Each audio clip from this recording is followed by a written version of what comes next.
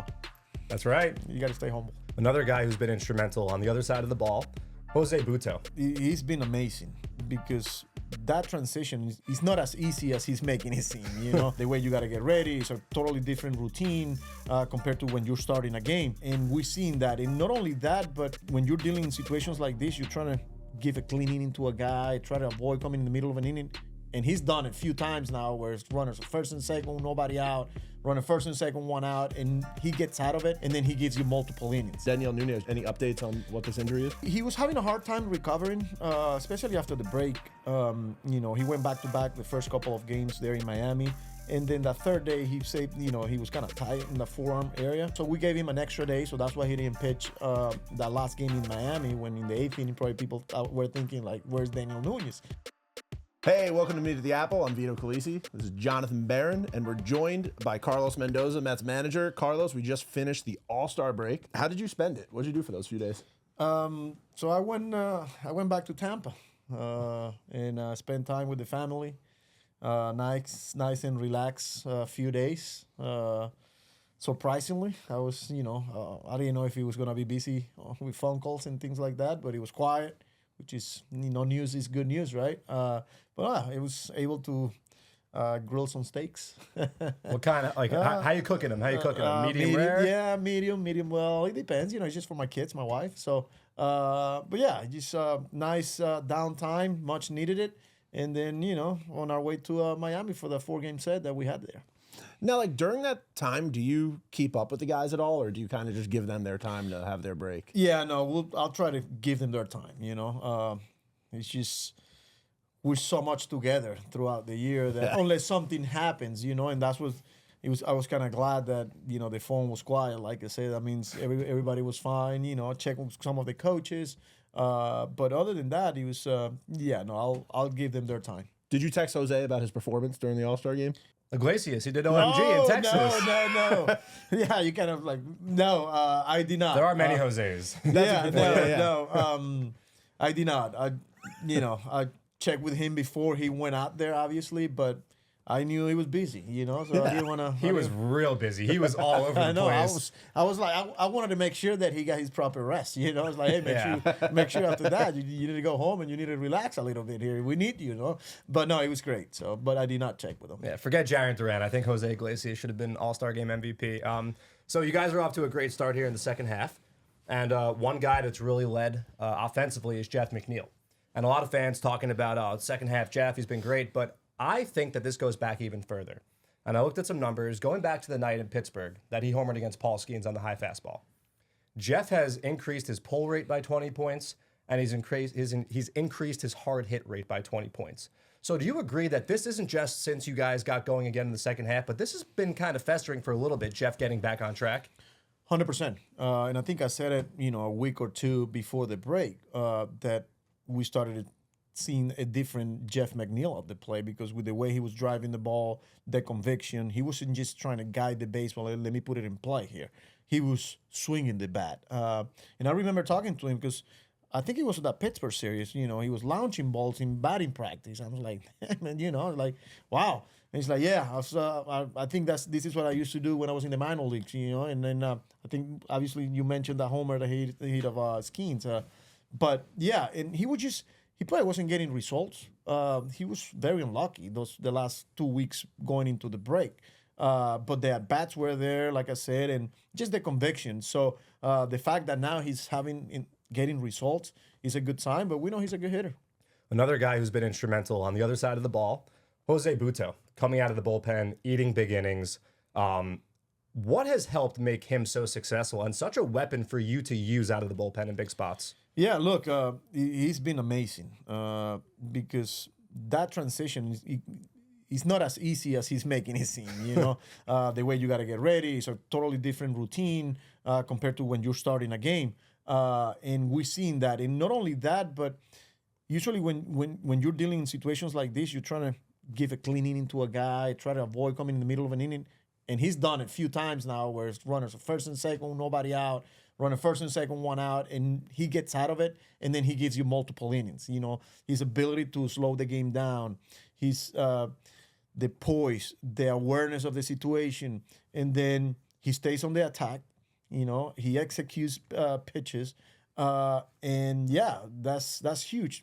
When you have a guy like that can come in the middle of an inning, can give you multiple innings, the way he's recovering, and this is something that we have to be very, very careful here with him, and with everyone else, But yeah, Buttó's been great. Yeah, he's 6 for 6, straining inherited runners. I don't know if you saw that number on the scoreboard last night when he was walking off, but he's been.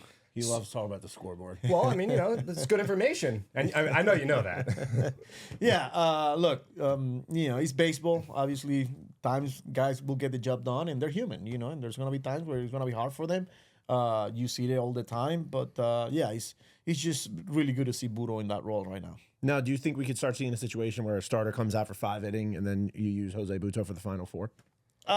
It all depends where you are bullpen-wise. Again, you have to be careful with his pitch count, once you start using him in shorter outings, where it's like 10, 15 pitches and he's get an off day and then back at it for another 10, 15, he's going to lose some of the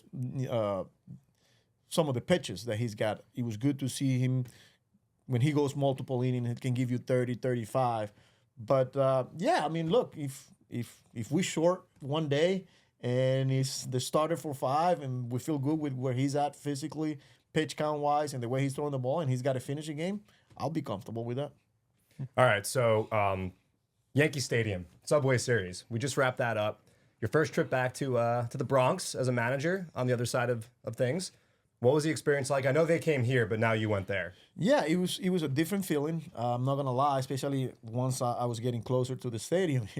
Different. How was the traffic for you? Because for me, I was there Tuesday. Disaster. No, I mean you got there earlier than me. Yeah, by the time we get there, it's easy. There's not much of a traffic. Well, I mean, there's never easy, right? But no. You're not going to Billy's like this guy. I did not go to Billy's. going on a different entrance, was kind of weird. I thought I needed to go all the way, because I wasn't used to it. And they showed me a different door. It's like, oh, this is a shortcut to the visiting. And I was like, okay, now this is news for me, But again, it was good to be back and see a lot of familiar faces, people that you build relationships throughout the year, whether it's, stadium operation, grounds crew, and things like that, front office people. But at the end of the day, once I got there, it was, we got to take care of business here. And once the game started, obviously, you knew that it was going to be electric, it was going to be pack house, Subway Series. I'm just proud of how the boys play, but it definitely a different feeling. But boys did a really good job there.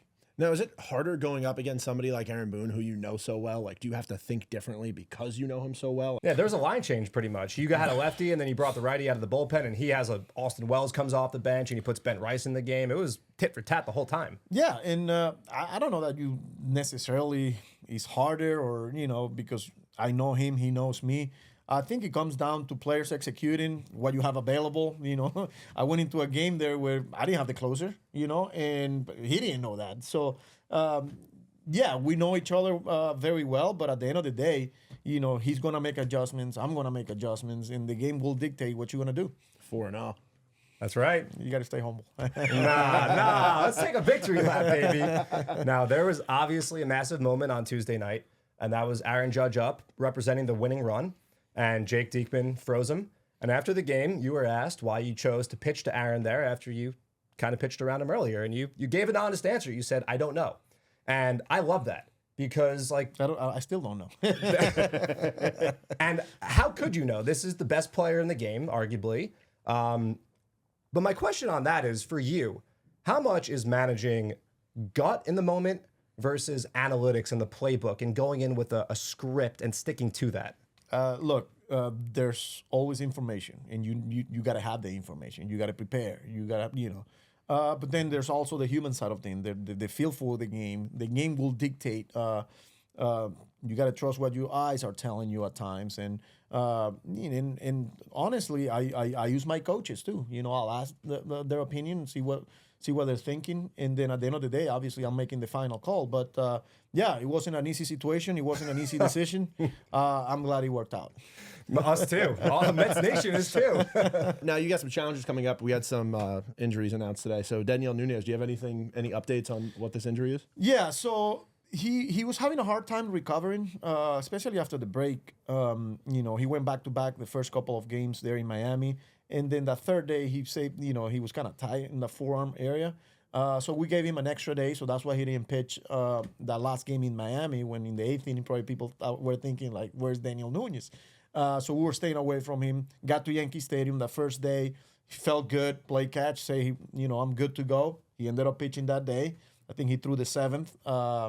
And then the following day, he came back and said that he was a little sore or a little tight.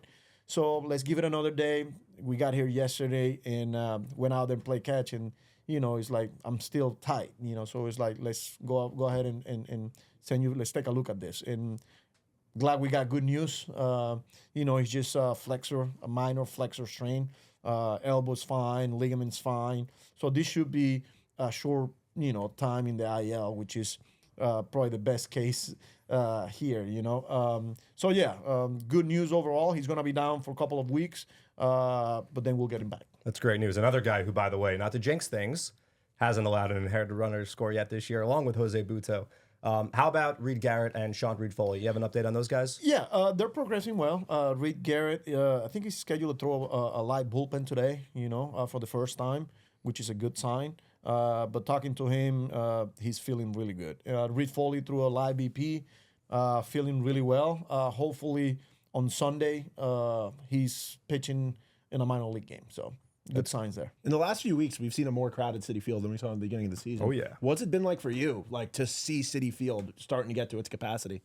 Great. The way we expect to be Citi Field. The fans come in here to just bring the energy, support the team, because we feed off that. The players will feel it. We definitely feel it in the dugout. We feel it on the field, like the energy, the passion, so you name it. It's electric, and it's really fun to be a part of it. Yeah. And one more thing. Luis Severino said to reporters that he had a group chat. Oh. He had a group chat with some former Yankees, and what he said to them. Do you have a group chat with any former Yankee members? No, not at all. No.